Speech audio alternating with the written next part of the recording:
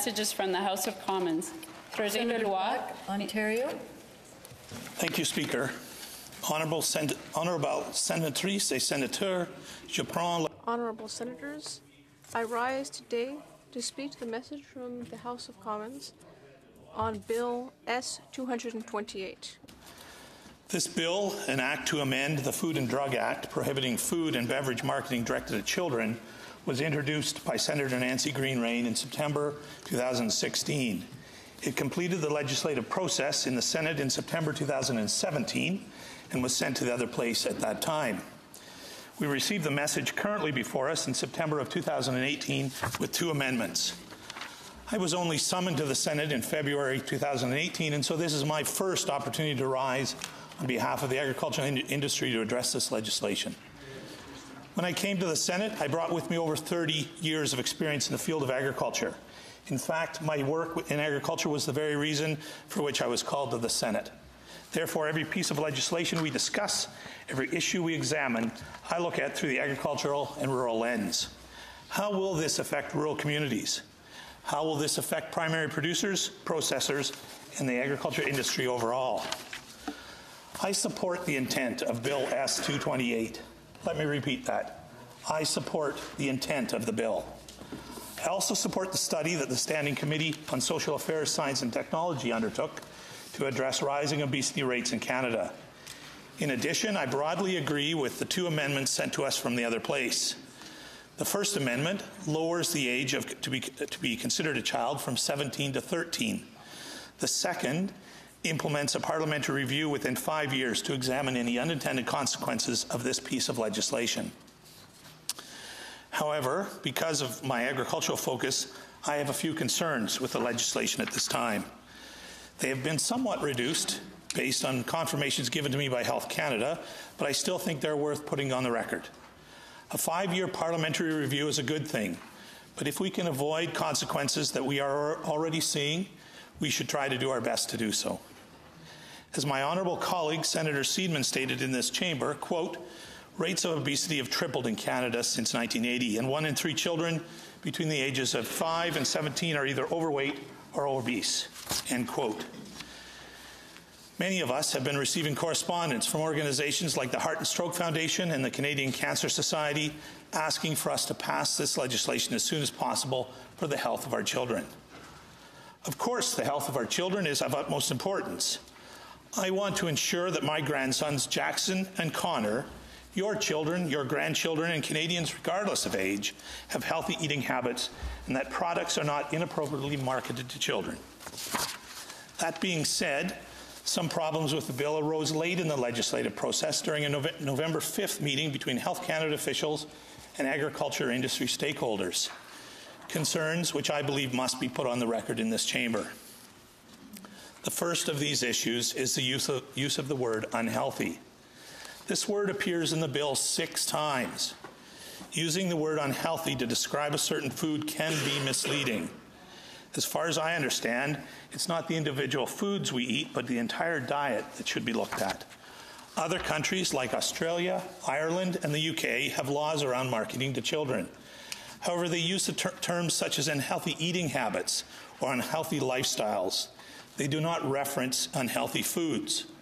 Again, this is because it's not realistic to label certain foods as unhealthy when it is someone's overall diet that we must consider. If I eat a few slices of cheese, can we say that's unhealthy? No, because we don't know all the facts. Now, if I eat a few slices of cheese with each meal, we could probably classify that as an unhealthy eating habit. Classifying an individual food item as unhealthy could give that product a bad reputation here in Canada in domestic markets as well as in the international markets. In a letter to my office, the Canadian Federation of Agriculture stated that the use of the word unhealthy, quote, provides international competitors a rationale to unduly demonize Canadian agri-food products, end quote. Not only could this cause confusion for Canadians, but the spin-off effects, both domestically and internationally, to our reputation as having a world-class agricultural industry could cause serious economic impact to the entire agricultural supply chain. Fortunately, Health Canada officials have reassured me and my office that the word unhealthy will not appear in the regulations and guidance document. They have expressed their willingness to change the terminology. This is a positive sign, but it worries me that the word will still be in the Act itself, and the only way to change the terminology would be to amend the Act, the legislation. The second concern I have that is very much related is the 5% limit this legislation imposes on sodium, sugar, and saturated fats. Any food that has over 5% content of sodium, sugar, or saturated fats would be restricted from being marketed to children. My issue with this number is it seems arbitrary. I have yet to hear a good defense of the 5% figure. No one has been able to tell me exactly where it comes from. This number has raised concerns in the agricultural industry as well, notably among dairy farmers and grain producers. Food items like cheese, yogurt, bread, cereal, and meat, things that are generally considered to be part of a healthy diet, would surpass this limit. Again, Health Canada has reassured me somewhat on this point. As Senatrice Petitclerc stated in her speech last month, the first question asked will be, is this product marketed to children? If it's not, we are told by Health Canada that they will not even look at the percentages, and the industry can continue to market as normally. Only if the product is clearly marketed to children will be subject to a 5% limit. I guess I can live with that. Online and in TV advertisements, these products will not be able to be advertised if it is determined that children make up 15% or more of the audience. On the other hand, in physical settings, the Act will only apply to areas that are strictly targeted for children. For example, at a fair or exhibition, food products that exceed the 5% threshold would not be able to be advertised in a designated children's zone.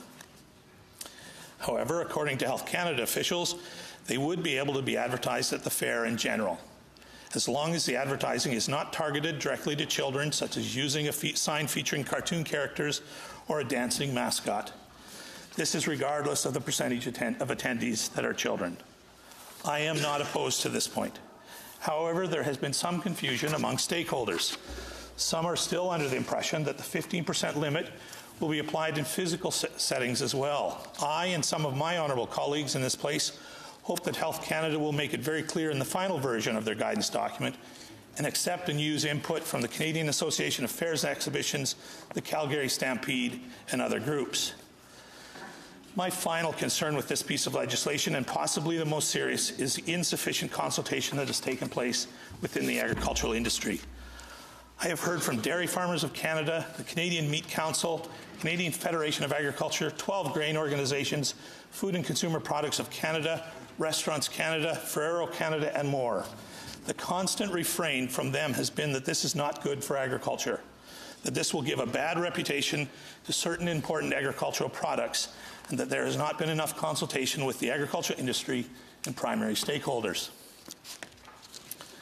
Under this legislation, over 91% of dairy products would be classified as unhealthy, and almost all bread and cheese. Along with a few of my Senate colleagues, I recently met with representatives from Dairy Farmers of Ontario, Quebec, and PEI, who assured us that they do not oppose the principle of the bill. And as I've already said, neither do I. We all simply take issue with the use of the word unhealthy.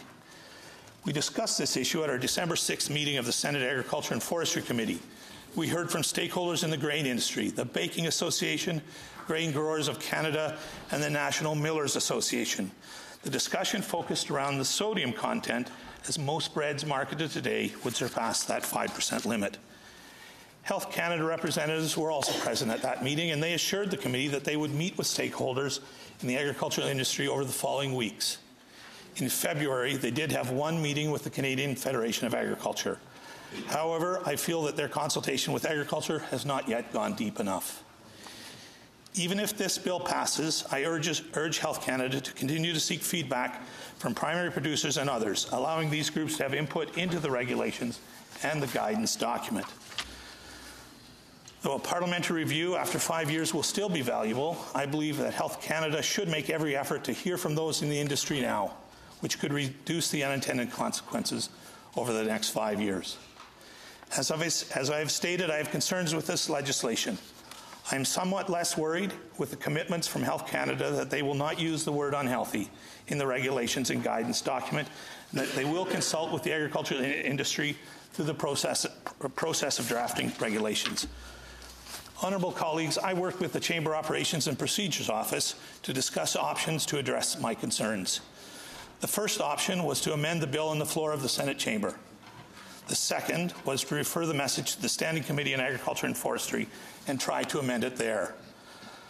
All possibilities considered would involve motions that would be adjournable, debatable, and amendable, meaning, based on the current parliamentary calendar, we would need more time. But as you know, we're in the 11th hour here, and I do not want to inadvertently kill this bill. Therefore, I've decided against these options. Thank you for listening to my concerns, which reflect what I've heard from many in the agricultural industry. If this bill does pass, I am going to continue to watch its progress to ensure that Health Canada keeps its promise to engage in meaningful consultation with stakeholders, including primary producers. Merci beaucoup.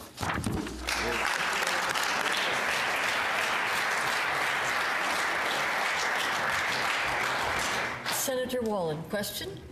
Yes, I do have a question if Senator Black would take one. Absolutely. Thank you very much. I share your deep concerns about this bill, I guess on three fronts: jobs, costs, and political promises. 65,000 grain producers in this country. That's a lot of jobs. The bread and bakery industry is a $7.2 billion industry. That's a lot of jobs. So I think that is one issue we need to be looking at. The question of costs, this designation of unhealthy makes basic items much more expensive. Bread for sandwiches for kids going to school, for example, this is pretty basic. So again, my question to you is, should we not be targeting the ingredients, not the end product? And my third point, I'll put them all out now and then let you respond to them if you could. And my concerns about political promises, that what we have done through the legislative front door, the word unhealthy, we cannot truly undo through the regulatory back door. The system doesn't work really that way. What's in the legislation is in the legislation. So this is flawed, and I don't think we should be convinced that we can clarify and ameliorate the situation through regulation. So just your comments on those three things. Senator Black. Thank you, Senator Wallen. From my perspective, I agree with exactly what you're saying, and so thank you for sharing that. With respect to the promises that we've been given, that I've heard from Health Canada, we now know that they will not use the word unhealthy in the regulations and guidance document, and for that I have to be at least a little pleased, because at one point it was all through that too. So you're right, the legislation has the word unhealthy 6 times, and I think we should all be concerned about that and watch that over the coming years as things are developed. Senator Black, Alberta. Thank you very much. Question? Senator, thank you very much for the tremendous amount of work you have done on this piece of legislation. My question relates to an organization that you mentioned in your remarks, the Calgary Stampede, which, of course, as everyone in this chamber knows, is the largest outdoor show in the world. This matters to the Calgary Stampede. Can you give me any comfort, based on your research, that the Stampede is going to be able to move forward with the types of activities, selling the types of products that they have over the last 100, 120 years? Thank you, Black. Senator Black, Alberta. It concerns me too. There are over 800 fairs and exhibitions across the country, and so it's not just the Calgary Stampede, it's all of them. But with respect to the Calgary Stampede, as we've been assured by Health Canada during the meeting on December the 6th and afterwards, the marketing will not be able to take place if the Calgary Stampede has a children's zone or children's area. General marketing can take place outside of that area as long as they don't target children under 13. So that's with the dancing mascots or the clowns and cartoons. But I'm assured that they can move forward generally. Senator Deakin would like to ask a question, and your time has run out. Would you like... Could I ask for more time, please? 5 more minutes? 5 minutes, Senator. Are you agreeable? Agreed. Senator Deakin. Honourable Senator, you've talked a little bit about Health Canada and a number of very important groups that you've been able to meet with. I want to come back to the monitoring piece and the review piece. To be very clear, what is it you're looking for from organizations like Health Canada to make sure that the interests and concerns that you're indicating today are not lost in any kind of way beyond word changing and wordsmithing? My concern, what I'll be monitoring is just, and I will be asking the stakeholders that I connect with, is that has this legislation impacted negatively the selling of primary products domestically and internationally as a result of this legislation? And so that's the piece that we'll be looking for and watching Health Canada, that they don't slip in the word unhealthy in various places.